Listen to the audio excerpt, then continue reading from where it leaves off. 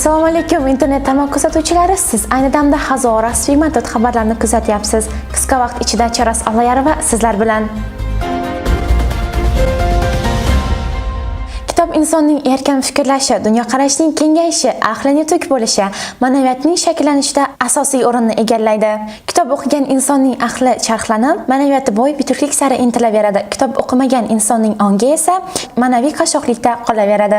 Bugun tumandagi birinchi sonli ixtisoslashgan maktab internatida maktabgacha ta'lim muassasalari uchun kitob marafonining o'tkazilishidan maqsad ham jajji o'g'il-qizlarimizni kitobga oshno qilish va yangi kitob nashrlaridan bahramand qilish bo'ldi. Marafonda qatnashgan tuman hokimi O'ktam Masharipov kitob insonning eng yaqin do'sti va maslahatchisi, fikrlash quroli, xazinalar kaliti, tafakkur manbai ekanligini ta'kidlab, kitoblar to'plamlarini maktabgacha ta'lim tashkilotlariga sovg'a qildi. Kitoblar yarmarkasida qatnashgan maktabgacha ta'lim muassasalari rahbarlari maktabgacha ta'lim tashkilotimga sovg'a qilaman shiori ostida bog'chalarda tarbiyalanayotgan bolajonlar uchun kitoblarni sotib oldilar. Darhaqiqat, dunyoni faqat ilm bilan zabt etish mumkinligini bugungi kunda hech kimga sir emas. Ilmni chuqur egallashning yo'li esa bitta, kitob o'qishdir.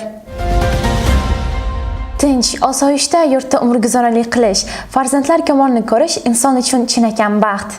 Shukrki, bugun biz ana shunday xotirjamlik hukmron, pok niyatlarimiz ro'yobga chiqayotgan diyorda yashayapmiz. Qalbida ezguliklar bilan yashayotgan insonlar esa doimo yaxshiliklar, ezgu ishlar qilishga intilib yashaydi. Xususan, Hazora tuman hokimi O'ktam Masharipovning bugungi xayrli amallari tumandagi sanoat mahallasi tomon bo'ldi.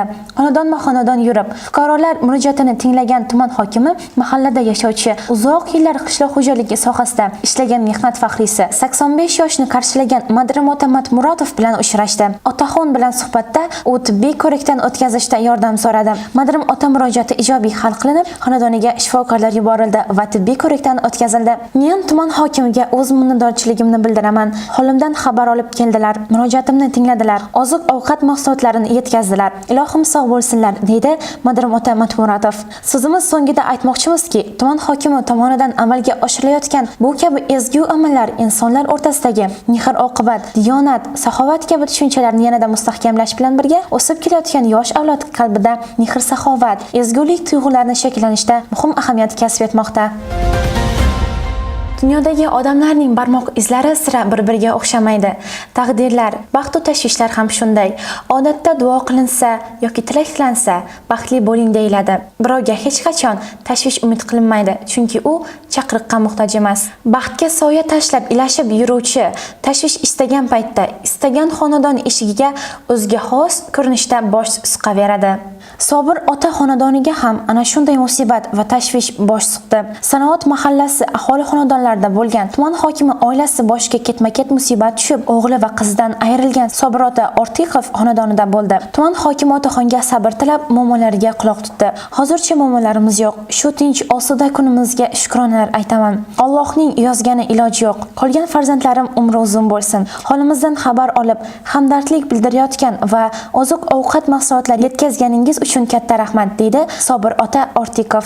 Albatta, fuqarolarning tashvishli kunlarida hamdard bo'lish, ko'ngil so'rash savobli amallardan biri hisoblanadi. Hazora tuman hokimining mahallalarda istiqomat qilayotgan, o'zining daromad manbaini yo'qotgan, ehtiyojmand, nochor va moddiy ko'makka muhtojligi bor oilalar holidan xabar olish kabi ezgulik amallari har bir yosh qarida mehr tuyg'ularini uyg'otib, sabab ishlar qilishga turtki bo'lmoqda. Hozirgi lavhamiz shu haqda.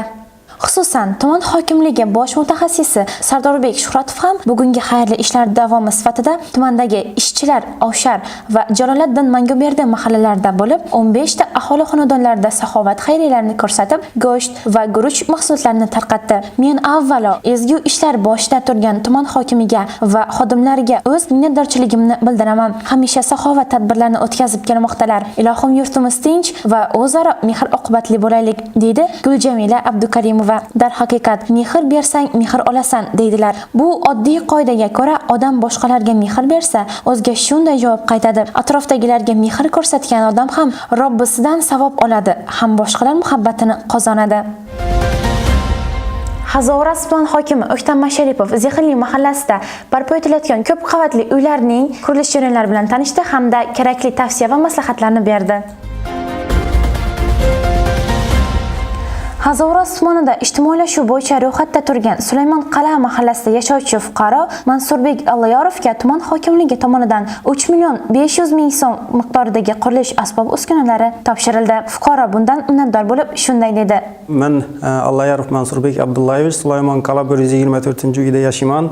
Davlatimiz tomonidan yana menga yordam etilib, Hazoras tuman hokimligi tomonidan shu perforator, svarishniy mashinik apparat, bolgarka, shurpovert apparatlari berildi.